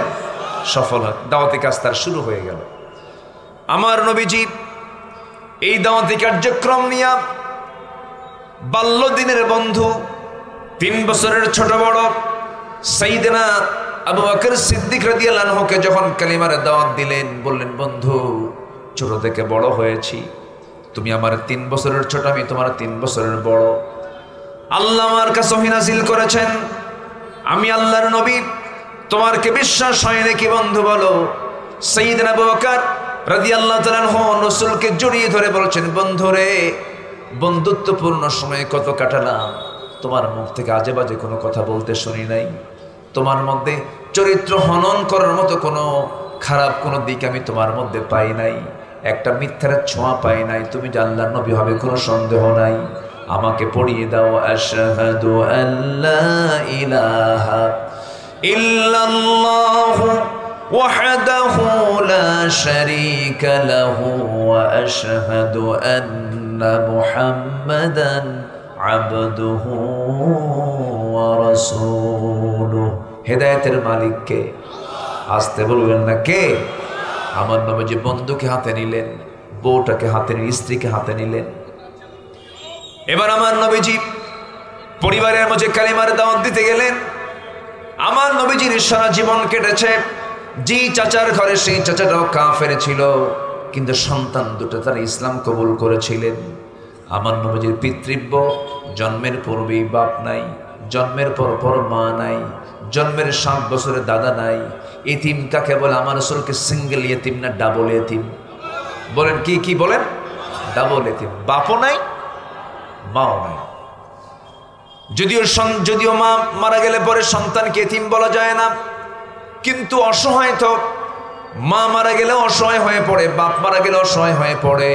আল্লাহ পাক আমার রাসূলকে লক্ষ্য করে বলছেন, আলাম ইয়াজিদকা ইয়াতীমান ফাআওয়া ওয়া ওয়াজাদাকা দাল্লান ফাহাদা ওয়া ওয়াজাদাকা আইলান ফাআগনা ফাআম্মাল ইয়াতীমা ফালা তাকহার ওয়া আম্মাস সাইলা ফালা তানহার ওয়া আম্মা বিনি'মাতি রাব্বিকা ফাহাদ্দিস। জোরে বলুন আল্লাহু আকবার। হে রাসূল, আমি আপনাকে এতিম অবস্থায় পেয়েছি, অতএব আপনি এতিমদেরকে ধমক দিবেন না, তাড়িয়ে দিবেন না। আমার নবীজি জন্মের পূর্বে বাপকে হারিয়েছেন। যেদিন তার জন্ম হলো, একদিন আবু তালেব রাসূলকে লক্ষ্য করে বলছেন, আবু তালেব নবীর কি হয়? বলেন কি হয়? বলেন কি চাচা? ইমানদার চাচা না কাফের চাচা? বলেন অভদ্র না ভদ্র? ভদ্র। হ্যাঁ, খুব সুন্দর জবাব দিয়েছে। এই আবু তালেব একদিন রাসূলকে লক্ষ্য করে বলছেন, ও ভাতিজা মুহাম্মদ, আজকে তুমি আল্লাহর নবী হয়ে গেছো, কিন্তু আজকে আমি তোমাকে একটা কথা তোমার মুখ থেকে জানতে চাই। চাচা কি কথা জানাবেন? বলেন কি কথা জানতে চান? বলেন। রাসূলকে লক্ষ্য করে আবু তালেব বলছেন, ভাতিজা মুহাম্মদ শোনো, জন্মের পূর্বেই তুমি তোমার বাপকে হারিয়েছ। যেদিন তোমার জন্ম হবে আমি সেই দিন তোমার পাশেই ছিলাম, জন্ম হয়ে গেল, শুনতে পেলাম আহমদের জন্ম হয়েছে, আমি দারুণ খুশি হয়েছি। 3 দিন পর আমি তোমাকে দেখতে গেলাম তোমাদের বাড়িতে দেখতে গিয়ে দেখতে পেলাম তোমাকে চাঁদনি আকাশের নিচে শুয়ে রেখেছে। তোমার ডানে কেউ নাই, বামে কেউ নাই, সামনে কেউ নাই, পেছনে কেউ নাই। তোমার মাও তোমার কাছ থেকে দূরে দূরে থাকে। তোমার মার চোখে ডুকরে ডুকরে, তোমার মার চোখ দিয়ে শুধু টপ টপ করে পানি পড়ছে, ডুকরে ডুকরে কাঁদতেছে তোমার মা। তোমার কাছে আসে না। আমি লক্ষ্য করে সেই সময় ডিপলি লক্ষ্য করে দেখলাম তুমি মুহাম্মদ, ছোট্ট শিশু মুহাম্মদ, তুমি চাঁদনি আকাশের নিচে শুয়ে আছো, তোমার পাশে কেউ নাই। কিন্তু তুমি তোমার ডান হাতটা যখন বাম দিকে নাও, বাম হাতটা যখন ডান দিকে নাও, আমি একটা জিনিস খেলতে দেখলাম, ডান হাত যখন বাম দিকে আসে, আকাশের চাঁদটাও সঙ্গে সঙ্গে ডান থেকে বাম দিকে চলে আসে। যখন তুমি তোমার হাতটা যখন বাম হাতটা যখন ডান দিকে নাও, চাঁদটা আবার বাম থেকে ডান দিকে চলে যায়। যখন তুমি তোমার 2টা হাত একসঙ্গে টান মেরে নিচের দিকে নিয়ে আসো, আকাশের চাঁদটাও তোমার কাছাকাছি চলে আসে। আমি যা দেখতে পেলাম, চাঁদ নড়াচড়া করছিল তোমার হাতের সাথে। আমি কি সত্য দেখছি না মিথ্যা দেখছি? ভাতিজা মুহাম্মদ আমাকে বলো তো। সঙ্গে সঙ্গে রাসূল বলছেন, চাচা যান, জন্মের পূর্বে বাপ হারাইছি, জন্মের পর পর মাকে হারাইছি। আমার বাপকে যখন আমি হারালাম, আমার মার গর্ভে আমি আসলাম, ভূমিষ্ঠ হলাম, দুনিয়াতে আসলাম। আমার মার সবচেয়ে বড় দুঃখ হলো, কষ্ট হলো, সন্তান তো দুনিয়াতে চলে এলো, কিন্তু এই সন্তানটা যার করে তুলে দেব সেই স্বামী তো আমার দুনিয়াতে নাই রে। সন্তানটা যখন আমার মা আমাকে যখন করে নিতে নেন, আমার মার চোখের পানি থামে না, আমার মার চোখের কান্না বন্ধ হয় না। আমাকে নিতে গেলে আমার মায়ের কষ্টের পরিমাণটা বেড়ে যায়, স্বামীর কথা বারবার মনে হয়ে যায়। এই জন্য মা আমাকে সঙ্গ দিতে পারছিলেন না, মা আমাকে দূরে দূরে রাখেন। আমার সঙ্গ দেওয়ার জন্য, আমার টাইমকে পাস করার জন্য মহান রব্বুল আলামিন সেই সময় আকাশের চাঁদ আমার জন্য খেলনা বানাইয়া দিয়েছিলেন। জোরে বলে সুবহানাল্লাহ, জোরে বলে সুবহানাল্লাহ। আমার ভাইরা, আমার বন্ধুগণ, সেই নবীজি হচ্ছেন আমার নবীজি, যার চোখের ইশারায়, যার হাতের ইশারায় ইনশাক্কাল কামার, আকাশের চাঁদ পর্যন্ত দ্বিখণ্ডন হয়ে গেছে। সকল নবীদের সরদার যাকে বানানো হয়েছে, সেই রাসূলকে লক্ষ্য করে মহান রব্বুল আলামিন বলছেন, হে রাসূল, আমি আপনাকে সাক্ষী করে দুনিয়াতে পাঠিয়েছি, সুসংবাদদাতা হিসেবে আপনাকে পাঠিয়েছি, আপনাকে ভীতি প্রদর্শনকারী হিসেবে পাঠিয়েছি। আমি আপনাকে দায়ী করে পাঠিয়েছি। কার পথে দাওয়াত দেবেন? আমরাও কার পথে দাওয়াত দেব? এটা আমাদের কয় নাম্বার কাজ বলেন? আসতে বলবেন না, কয় নাম্বার কাজ? 1 নাম্বার কাজ। আগে দাওয়াত দেব বাইরে না ভিতরে? বাইরে না ভিতরে? একজন ব্যক্তি নবী ছিলেন না, রাসূল ছিলেন না, সুন্দর মানুষ ছিলেন না, দেখতেও সুন্দর ছিলেন না, কিন্তু চরিত্র খুব সুন্দর ছিল, সমাজে পরিচিতিও ছিল না। কিন্তু সেই লোকটার নামে আল্লাহ রাব্বুল আলামিন এটা সূরার নামকরণ করেছেন, এবং তার সমস্ত ওয়াজগুলো আল্লাহ রাব্বুল আলামিন কোরআনে কারীমে কোট করেছেন। সেই লোকটার নাম হচ্ছে লোকমান আলাইহিস সালাতু ওয়াস সালাম। সেই লোকমান দাওয়াত দিয়েছেন গোটা জিন্দেগিতে, অধিকাংশ দাওয়াত দিয়েছেন বাহিরে না ভিতরে? ভিতরে। আমাদের দাওয়াতি কাজ করা দরকার সবার আগে কোথায়? ভিতরে। জাতি গঠন করার আগে ব্যক্তি গঠন করতে হবে, পরিবার গঠন করতে হবে, সন্তানদের দিকে নজর রাখতে হবে।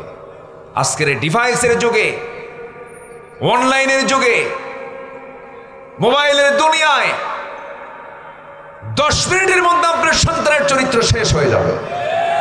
সতর্ক থাকতে হবে। আমার গত বছরে মাহফিল ছিল হলো চুয়াডাঙ্গা, একটা জায়গায় মাহফিল ছিল চুয়াডাঙ্গা, নাম শুনেছেন তো? বৃহত্তর কুষ্টিয়া। তো সেই মাহফিল আমি গেলাম, এশার নামাজের পরে আমাকে খাইতে দিল, খাইতে বসলাম। তো খেতে বসে এক মুরব্বী আমার সামনে এসে বসে বললেন, হুজুর একটু আমার জন্য দোয়া করবেন। বললাম, কি দোয়া? হুজুর বিশেষ করে আমার বড় মেয়ের জন্য দোয়া করবেন, বড় মেয়েটাকে বিয়ে দিয়েছে। বললাম, বিয়ে দিয়েছেন কোথায়? বলতেছে, বিয়ে দিয়েছি হলো ঠাকুরগা তো আশেপাশে, ঠাকুরগা বিয়ে দিস। তো বললাম চুয়াডাঙ্গার মেয়ে আর ঠাকুরগার ছেলে এত দূরে ডিস্টেন্সে বিয়ে হলো কেমনে? ঘটকটাকে খুঁজো, মোবাইল। ঘটককে মোবাইল। বললাম আপনি মোবাইল কিনে দিচ্ছেন কেন? খুঁজুর সায়েন্সে পড়ে, সায়েন্সে পড়ার কারণে ফিজিক্স, কেমিস্ট্রি, বায়োলজি এগুলো করতে হয় অনলাইনে, এই জন্য ভালো দেখে একটা মোবাইল কিনে দিলাম। কিন্তু আমি কি জানি যে সে আরেকটা অনলাইন খুলছে? কি আমার কথা কি বুঝতেছেন আপনারা? তাহলে আজকের এই প্রযুক্তির দুনিয়াতে সন্তানের চরিত্র ঠিক রাখার জন্য সবার বাড়িতে বাড়িতে দাওয়াতের কাজ কমানো দরকার না বাড়ানো দরকার? বৈঠকের প্রয়োজন আছে না নাই? 10 মিনিট পর পর সন্তানকে দেখতে হবে আমার সন্তান কি করছে। যুব সমাজ, তোমরা দেশের পরিবর্তন এনেছ, রক্ত ঝরিয়েছ এই দেশের বিপ্লবে, এই দেশের এই পরিবর্তনে সবার আগে রক্ত ঝরেছে রংপুরের মাটিতে। মনে রাখতে হবে, এটাকে লালন করতে হবে, এটাকে মাথায় নিতে হবে। আদর্শ নষ্ট করে বিজয় কখনো টিকে রাখা যায় না। আদর্শকে লালন করতে হবে, চরিত্রহীনতা নিয়ে আসা যাবে না। চরিত্রের সৌন্দর্য নিয়ে ইসলামী আদর্শকে সামনে রেখে আগামীর পথ চলতে হবে যুব সমাজ তোমাকে। তবে এই কথা সত্য, আমার বিশ্বাস টুডে অ্যান্ড টুমরো বাংলার জমিন আল্লাহর দিন কায়েম হয়ে যাবে ইনশাআল্লাহ। জোরে বলি ইনশাআল্লাহ। আর একটা কথা দ্ব্যর্থহীন কণ্ঠে জানিয়ে দিতে চাই, বিগত জুলাইয়ে যে রক্ত ঝরেছে, আমার সন্তান, আপনার সন্তান সে রক্ত ঝরিয়েছে। যে মায়ের সন্তান মরে গেছে সেই মা বুঝতে পারে এটার দুঃখ কষ্ট কতটুকু জ্বালা যন্ত্রণা। আমরা এটাও সুস্পষ্ট ভাষায় জানান দিতে চাই, এই খুন এবং হত্যার সঙ্গে যারাই জড়িত চূড়ান্ত শাস্তি নিশ্চিত করা হোক। এবং সাথে সাথে এই বিগত 16 বছর ঘটে যাওয়া আলেমদের বিরুদ্ধে যে অত্যাচারের স্টিম রোলার চালানো হয়েছিল, আল্লামা সাইদির মতো মানুষকে পর্যন্ত তারা প্ল্যান করে পরিকল্পনা করে জেলখানা থেকে বের করে হসপিটালে চিকিৎসার নাম করে ইনজেকশন দিয়ে পয়জনিং করে তাকে হত্যা করা হয়েছে। আল্লামা সাইদির খুনের সঙ্গে যারাই জড়িত চূড়ান্ত শাস্তি নিশ্চিত করা হোক। এ মতের পক্ষে রাজি আছেন কারা কারা? হাত উঁচু করে দেখান মুসলমান।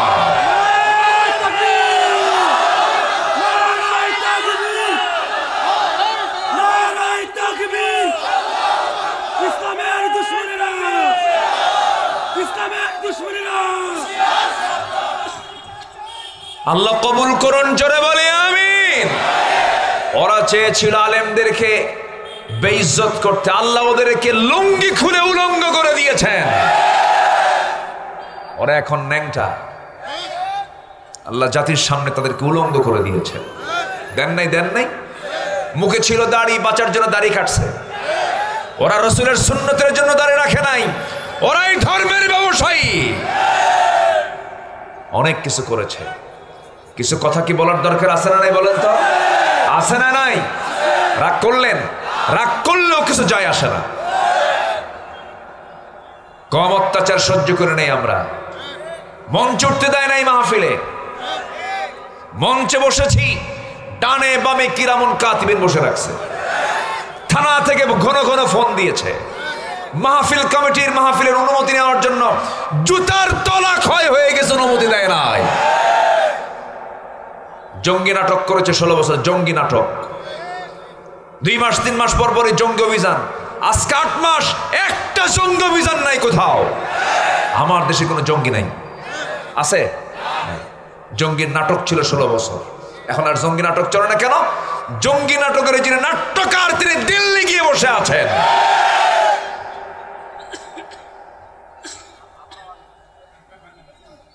সব দেখেছি আমরা। ওদের কাছে মুক্তিযুদ্ধ ছিল ব্যবসা, ওরা এটাকে পৈতৃক সম্পত্তি মনে করত। যারা দেশের টাকা বাহিরে পাচার করে তারা দেশের বন্ধু হতে পারে না, তারা দেশের সবচাইতে বড় শত্রু থাকে। যাদের হাতে দেশ নিরাপদ তারা হবে কোরআনওয়ালা। সবাই রাজি আছেন না ইনশাআল্লাহ? সবাই রাজি আছেন না ইনশাআল্লাহ? আল্লাহ কবুল করুন। একটু নিজে ভালো হতে হবে, বিড়ি খাওয়া যাবে না, একটু ভালো হই। 1 নম্বর কাজ হলো দাওয়াত দেব। কি দেব বলেন? আগে কোথায় দাওয়াত দেব? বাড়িতে। বউটার গায়ে কাপড় চোপড় নাই, স্বামী চেয়ে থেকে দেখে আর বলে তুমি সুন্দর তাই চেয়ে থাকি। আসে না এরকম? গায়ে কাপড় চোপড় তুমি দেখো, কিন্তু তুমি আমার বউটার আবার জাতীয় ভাবে দেখাও কেন? রাস্তায় ঘুরে ঘুরে বেড়ায় অনেকের বউ, আছে না নাই? আছে না নাই? বউ ঘুরে বেড়ায়, স্বামী কিচ্ছু বলে না, ওই স্বামীর পরিচয় হলো দায়ুস। ওই স্বামীর পরিচয় কি? দায়ুস। দায়ুস স্বামী হওয়া যাবে? দাওয়াতি কাজ করতে হবে। আমরা দাওয়াতি কাজ করব, জোরে বলি ইনশাআল্লাহ। লোকমান আলাইহিস সালাতু ওয়াস সালাম দাওয়াত দিয়েছেন আগে বাহিরে না ভিতরে? ভিতরে। 13টা ওয়াজ আছে তার। কয়টা ওয়াজ? 13টা ওয়াজ। একটু কান লাগিয়ে মনোযোগ দিয়ে একটু কথাগুলো শোনো। শুধু আপনি আমার আলোচনা শুনছেন তা কিন্তু না, আমার আলোচনা আগামীকালের ভিতরেই গোটা দুনিয়া হয়ে যাবে। লক্ষ লক্ষ কোটি কোটি মানুষগুলো এই কথাগুলো শুনবে। তো এই আলোচনাটাকে সুন্দর করার জন্য আপনি যদি সামনে থেকে দূরে সরে যান, আমি কি আলোচনা করতে পারবো? একটু বসেন। সাইয়্যিদিনা লোকমান 13টা ওয়াজ করেছেন। এর মধ্যে নাম্বার 1 ওয়াজ করেছেন হলো, হে আমার কলিজার টুকরা সন্তান, ওহ ইয়াইদুহু ইয়া বুনাইয়া লা তুশরিক বিল্লাহ, আমার কলিজার টুকরা সন্তান তুমি শিরিক করো না। কিন্তু আমার দেশে বিশেষ বিশেষ দিন যখন আসে, 21শে ফেব্রুয়ারি, 16ই ডিসেম্বর, 26শে মার্চ, 21শে ফেব্রুয়ারি, ওই যে স্মৃতি সৌধে যখন চলে যায়, জুতা পায় না খালি পায়। বলেন, জুতা পায় না খালি পায়? হাতে কি নিয়ে যায়? কি নিয়ে যায়? এটা কি তাওহীদের কাজ না শিরকের কাজ? তাওহীদের কাজ না শিরকের কাজ? শিরকের বিরুদ্ধে কথা বলে যাব, মূর্তির বিরুদ্ধে কথা বলে যাব, ভাস্কর্যের বিরুদ্ধে কথা বলে যাব। হিন্দু ভাইদের মূর্তি নিয়ে আমাদের কোনো ক্লেম নাই, অন্য ধর্মের পূজা নিয়ে আমাদের কোনো কথা নাই। হিন্দু ভাইদের মন্দির আমরা পাহারা দেব, কিন্তু মুসলমান কোনোদিন মূর্তি বানাতে পারে না। এখানে কথা আছে না নাই? 6 আগস্ট, 5 আগস্টের পরের দিন যখন আমার দেশে জনগণের টাকায় নির্মিত শত শত কোটি টাকা দিয়ে যে দেশের মোড়ে মোড়ে মূর্তিগুলো বানানো হয়েছিল, সেই মূর্তিগুলো পরের দিন একটার মাথা নাই, একটারও কি নাই, মাথা ভাঙ্গে শেষ। ডক্টর ইউনূসকে বলা হলো এগুলো ভাঙ্গা ভাঙ্গি কেন? উনি বললেন ভাঙ্গা ভাঙ্গের জন্য আমারে প্রশ্ন করেন কেন? ওনার মেয়েকে প্রশ্ন করেন কেন ভাঙছে। সম্মানিত ভাইয়েরা, সম্মানিত বন্ধুগণ, ইব্রাহিম আলাইহিস সালাতু ওয়াস সালামের চরিত্র ছিল তিনি মূর্তি ভাঙতেন, আর তার বাবার চরিত্র ছিল কি মূর্তি বানাতো। বাপ বানাতো আর ছেলে কি করতো? ভাঙতো। আমরা কি বাপের গ্রুপে না ছেলের গ্রুপে থাকবো? আমরা কি বাবার গ্রুপে থাকবো না সন্তানের গ্রুপে থাকবো? আমরা কার সন্তান? বলেন, কার সন্তান? আমাদের পিতাকে, আমাদের জাতির পিতাকে। এটাও তো লুট হয়েছিল, কি ঠিক কিনা বলেন? এটাও তো লুটপাট করতে চাইছিল। আমরা আজর থেকে আসি নাই, আজর আমাদের আদর্শ, ইব্রাহিম আমাদের আদর্শ, ঠিক কিনা? ইব্রাহিম আলাইহিস সালাতু ওয়াস সালাম তিনি যে আগুনে নিক্ষিপ্ত হয়েছিলেন, তার দোষ ছিল 1 নম্বর হলো তিনি মূর্তি ভেঙ্গেছিলেন না গড়েছিলেন? ভাঙছিলেন। সব চলে গেছে, শহর ছেড়ে চলে গেছে। ইব্রাহিম ইসলামকে বলা হলো চলো যাই। কেন? আমি যাব না। কেন? ইন্নী সাকিম, আমি অসুস্থ। অথচ তার দৈহিক কোনো সমস্যাই ছিল না, তার মন ছিল অসুস্থ। মূর্তি ভাঙবো কখন? সুবহানাল্লাহ বলবেন না? সব চলে গেছে। মূর্তির ঘরের মধ্যে ঢুকে অভিনয় শুরু করলেন, এই মূর্তিরা, তোদের বান্দারা সব তো চলে গেছে, তোরে থুয়ে চলে গেছে, তোরে ভাঙবো এখন আমি। কথা বলা শুরু করলেন, সবগুলোর মাথা ভাঙলেন। সবার বড় যেটা, ওটার গলায় কুঠারটা লটকায় রাখলেন আর বললেন, তোর বান্দারা যখন আসবে বলবি যে ইব্রাহিম ভাঙছে। চলে আসলেন। শেষ পর্যন্ত তদন্ত কমিটি রিপোর্ট করলো এই ভাঙ্গার কাজে ইব্রাহিম জড়িত ছিল। সঠিক ধরা হলো, গ্রেফতার করা হলো, শেষ পর্যন্ত চূড়ান্ত আইন পাশ হলো, তাকে আগুনে পুড়িয়ে মারতে হবে। আল্লাহ পাক তাকে এমন সুন্দর করে কবুল করলেন যে আগুনটা তার জন্য আল্লাহ পাক জান্নাত বানায় দিলেন। জোরে বলে সুবহান আল্লাহ। আল্লাহ আছেন না নাই? আল্লাহ আছেন না নাই? বলেন তো, গত বছরের এই সময়কে আমরা কল্পনা করছিলাম যে এই বাংলাদেশ আমরা পাবো? কখনো কি ভাবছিলাম আমরা? বরঞ্চ মুরব্বীরা প্রায় বলতেন না মরা পর্যন্ত হবে না। আমি কি বলবো যে ভাই না মরা পর্যন্ত হবে না? কিন্তু আল্লাহর শিক্ষা, আল্লাহর সিদ্ধান্ত হলো তোরে দেখায় দেব, নিজের চোখে দেখবি জালিমদের পতন কেমন করে হয়। সম্মানিত ভাইয়েরা, আমরা উপদেশ দেব, দাওয়াত করব, দাওয়াত দেব আগে, বাইরে না ভিতরে? লোকমান দাওয়াত দিয়েছেন কোথায়? ভিতরে। নাম্বার 1 হলো শিরিক করো না। নাম্বার 2 হলো পিতামাতার সেবা করো। নাম্বার 3 হলো আল্লাহর শুকর আদায় করো। নাম্বার 4 হলো বাপ মার বিরোধী, বাপ মা ইসলাম বিরোধী হলে পরে তাদের আনুগত্য করো না। এরপরে নাম্বার 5 হলো সন্তানকে আল্লাহর বরত্ব প্রকাশ, সন্তানকে তিনি এই নসিহত করেছেন। নাম্বার 6 হলো নামাজ কায়েম করো। নাম্বার 7 হলো সৎ কাজের আদেশ দাও। নাম্বার 8 হলো ইয়া বুনাইয়া কিমিস সালাহ ওয়া'মুর বিল মারুফ ওয়ানহা আনিল মুনকার ওয়াসবির আলা মা আসাবাকা ইন্না যালিকা মিন আজমিল উমুর। নাম্বার 9 হলো বিপদে ধৈর্যের পরিচয় দান করো। নাম্বার 10 হলো অহংকার বসে অবজ্ঞা করো না মানুষকে এড়িয়ে যেও না, অহংকার প্রদর্শন করবে না। নাম্বার 11 হলো দম্ভ ভরে চলাফেরা করো না। দম্ভিকতা দেখিয়ে জমিনকে তুমি দম্ভ ভরে চলতে যেও না, কারণ তোমার পদচারণায় জমিন এক চুল পরিমাণ ডেবেও যাবে না, তুমি পাহাড়ের চেয়ে উঁচু হতে পারবে না। সর্বশেষ নাম্বার 12 হলো চলাফেরার মাধ্যমে উত্তম পন্থা অবলম্বন করবে।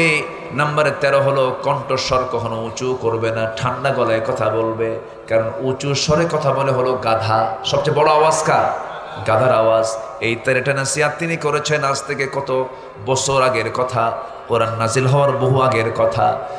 সেই লোকমান সাল্লাল্লাহু আলাইহি ওয়াসাল্লামের 13টা নসিহতকে আল্লাহ রাব্বুল আলামিন এত সুন্দর করে কবুল করে নিয়েছেন।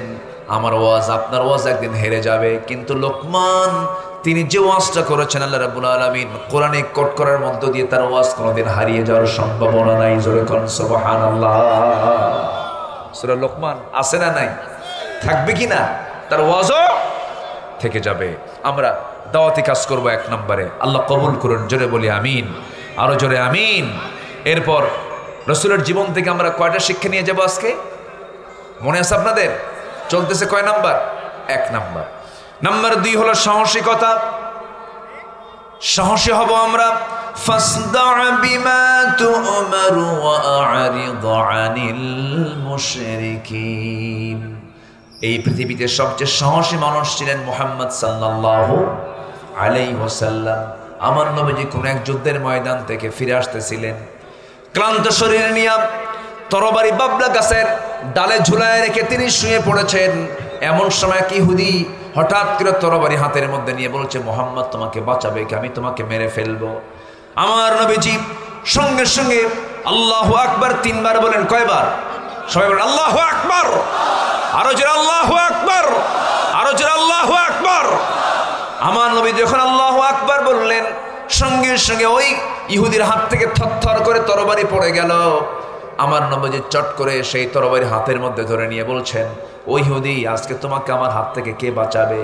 ইহুদির সঙ্গে সঙ্গে বলে ফেলতেছে, বুঝতে পেরেছি তুমি আল্লাহর নবী, আমাকে পড়িয়ে দাও লা ইলাহা ইল্লাল্লাহু মুহাম্মাদুর রাসূলুল্লাহ সাল্লাল্লাহু। আমার নবী যে ভীরু ছিলেন না সাহসী ছিলেন। আমরা কি হব? আমরা পিঠ দেখাবো না বুক দেখাবো?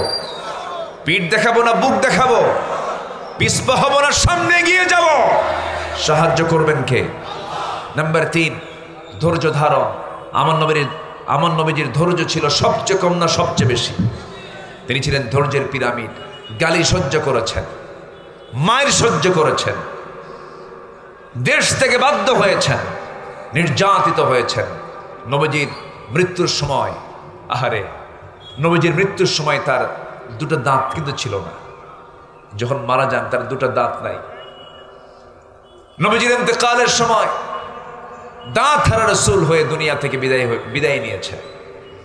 কপালে লোহার দাগ ছিল, গালে লোহাবিদ্ধ হওয়ার দাগ ছিল, গোটা শরীরে ক্ষত বিক্ষত হওয়ার দাগ ছিল। রাসূল যখন মারা যান সেই সময় আমার নবীজি কোমরটা কুজো হয়ে দুনিয়া থেকে বিদায় নিয়েছেন। কোমর কুজো হয়ে, এই কোমর কুজো হয়ে গেছে। এই কোমর কুজো হয়ে যাওয়ার মূল কারণ হলো খন্দকের যুদ্ধের সময় পরিখা খনন করতে হবে, বাংকার খনন করতে হবে। আমার নবীজি সবার নেতৃত্ব দিয়ে কোদাল মেরেছেন একটানা কয়েকদিন। 4 দিন যাবত রাসূল না খাওয়া ছিলেন, না খেয়ে কোদাল মারতে গিয়ে নবীজির ওই যে কোমর কুজো হয়ে গেছে আর তিনি সোজা করতে পারেন নাই। রাসূলের এই দেহটা দুনিয়া থেকে যখন কবরে চলে গেছে সেই সময় তার কোমর ছিল না, দুটো দাঁত ছিল না, গোটা শরীর ছিল কাফিরদের আঘাতে ক্ষত বিক্ষতের চিহ্ন। এই দাগ নিয়ে তিনি রাসূল দুনিয়া থেকে বিদায় নিয়েছেন। সম্মানিত ভাইয়েরা, বলেন তো এই জায়গায় সাহসের দরকার ছিল কি ছিল না? ধৈর্যের দরকার ছিল কি ছিল না? সেই সাহস এবং ধৈর্য আল্লাহ পাক আমাদের ভিতরে পয়দা করে দেন। জোরে বলি আল্লাহুম্মা আমিন। নাম্বার 4, আমার নবী ছিলেন শ্রেষ্ঠ সুমহান চরিত্র অধিকারী। আমরা সুন্দর সুন্দর চরিত্রের গুণ, চারিত্রিক গুণগত দিকগুলো আমরা আমাদের মধ্যে উপস্থিত করব। জোরে বলি ইনশাআল্লাহ। নাম্বার 5, পরিবারের প্রতি দায়িত্বশীলতা। আমার নবীজি সন্তান পরিবারের প্রতি খুব দায়িত্বশীল ছিলেন। সবার দিকে তিনি খেয়াল রাখতেন, সমান চোখে দেখতেন। আমার নবীর বউ ছিল এক না একাধিক? বলেন এক না একাধিক? হাদিস আসছে রাসূল বলেছেন, যদি কোনো স্বামী তার একাধিক স্ত্রীর মধ্যে যদি সমতা রক্ষা না করতে পারে, ওই স্বামীকে, ওই বান্দাকে কিয়ামতের দিনে আল্লাহ তাআলা হাড় হাড্ডি শুধু নিয়ে তুলবেন, গায়ে কোনো গোশত থাকবে না। কঙ্কারের মতো করে আমি আল্লাহ তাআলা তাকে কিয়ামতের দিন তুলব। আমার রাসূল স্ত্রীদের মাঝে সমতা রক্ষা করেছেন। একদিন 4 স্ত্রী আমার সামনে, আমার নবীর সামনে এসে বসে বলতেছে, ইয়া রাসূলুল্লাহ, আপনি আমাদের 4 জনের মধ্যে কাকে সবচেয়ে বেশি ভালোবাসেন? বলেন তো প্রশ্নটা কি সহজ না জটিল প্রশ্ন? কার নাম নেবেন তিনি? এই চিন্তা করতে করতে রাসূল বললেন, আমি এই জবাবটা আগামীকালকে সকালবেলা দেব, যাও। পাঠায় দিলেন। সন্ধ্যার মধ্যে করলেন কি আমার নবীজি 2টা করে খেজুর হাতের মধ্যে নিলেন। মোট 8টা খেজুর হাতের মধ্যে নিয়া প্রথমে আম্মা জান আয়েশার ঘরে গিয়ে বলছেন, আয়েশা রে, এই 2টা খেজুর তোমাকে লুকায় লুকায় দিয়ে গেলাম। আমি তোমাকে দারুণ ভালোবাসি, কিন্তু তোমাকে আমি 2টা খেজুর যে দিয়ে গেছি এই তথ্য যেন কোনো কেউ না জানতে পারে, কারণ কোনো স্ত্রী কানে যেন না যায়। দ্বিতীয় ঘরে গিয়ে দ্বিতীয় স্ত্রীর ঘরে একই কথা বললেন, তৃতীয় স্ত্রীর কাছে গিয়ে একই কথা বললেন, 2টা করে খেজুর চতুর্থ স্ত্রীর ঘরেও দিয়ে আসলেন, একই কথা বললেন। সবাইকে সান্ত্বনা দিয়ে চলে আসলেন আমার নবীজি। পরের দিন সকালবেলা বুক ভরা আশা নিয়ে 4 জনের রাসূলের সামনে এসে উপস্থিত হয়ে গেছে। এই 4 জনের স্ত্রী কেউ জানতেন না রাসূল কাকে সবচেয়ে বেশি ভালোবাসেন। জোরে কোন সুবহানাল্লাহ। কি যত্ন ছিল তারা পরিবারের প্রতি। আমার নবীজিকে এবার প্রশ্ন করছে, হুজুর আপনি আমাদের কাজকে জানাতে চেয়েছেন। আমার নবীজি হিকমতপূর্ণ জবাব দিয়ে বলছেন, আমার স্ত্রী 4 জন শোনো, আমি তাকেই সবচাইতে বেশি ভালোবাসি, আমি যাকে গত রাত্রিতে লুকায় লুকায় 2টা খেজুর দিয়ে আসছি। যা, জোরে কোন সুবহানাল্লাহ, আর জোরে কোন সুবহানাল্লাহ। আমার নবীজির পরিবারের প্রতি কি দায়িত্বশীলতা ছিল, কি যত্ন ছিল। বাবা সব সন্তানকে আদর করবেন, কোন সন্তান যেন না টের পায় আমার বাবা কোন সন্তানকে বেশি ভালোবাসে, কোন সন্তানকে কম ভালোবাসে। স্ত্রী যেন না টের পায়, যদি কারো একাধিক স্ত্রী থাকে যেন না টের পায় যে আমাকে কম ভালোবাসে, তাকে বেশি ভালোবাসে। এরকম করে আমার রাসূল তার পরিবারের প্রতি অত্যন্ত যত্নশীল ছিলেন। জোরে কোন সুবহানাল্লাহ। আমরা এগুলোকে লালন করব। নাম্বার 6, তিনি ছিলেন আমানতদারিতায় 16 আনা আদায়কারী একজন মানুষ, একজন ন্যায় বিচারক তিনি ছিলেন। নাম্বার 7, এতিম নিকটাত্মীয় প্রতিবেশীর প্রতি তিনি খুব দরদি ছিলেন। নাম্বার 8, আল্লাহর বিধানের প্রতি তার শর্তহীন আনুগত্য ছিল।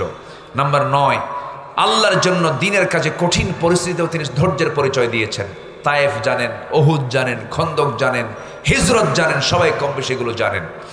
নাম্বার 10, ঈমানের প্রতি তিনি অটল থাকতেন, একচুল পরিমাণ তিনি অন্য পথে নিজেকে জড়ান নাই। নাম্বার 11 হলো আল্লাহর প্রতি তাওয়াক্কুল করা, ভরসা করা কার উপরে? আল্লাহর উপরে। নাম্বার 12 হলো কাজে কর্মে পরামর্শ করা। তিনি একা, কিছু গোয়ার লোক আছে না বলেন তো, সে নিজে যা বোঝে ওটাই, কারো কোনো পরামর্শ নেই। এটা নবীর আদর্শ নয়। রসুল যে কোনো কাজ করতেন একা না পরামর্শ করে? পরামর্শ করে। নাম্বার 13 হলো বিনম্র স্বভাব, অত্যন্ত বিনয়ী তিনি ছিলেন এবং ক্ষমাশীল ছিলেন। রসুল কি প্রতিশোধ পরায়ণ ছিলেন না ক্ষমাশীল ছিলেন? 16 বছরে যারা ছিল তারা কি ক্ষমার না প্রতিশোধের? ক্ষমার না প্রতিশোধের? আল্লাহ তারা জবাব দিয়ে দিয়েছে। নাম্বার 14 হলো কুফুরের প্রতি কঠোর। নাম্বার 15 হলো মুমিনদের প্রতি পরস্পর রহম দিন। এই 15টা গুণে আমরা গুণান্বিত হতে চাই, আমাদের জীবনটাকে সাজাতে চাই। আল্লাহ রাব্বুল আলামিন সেই তৌফিক সবাইকে দান করুন।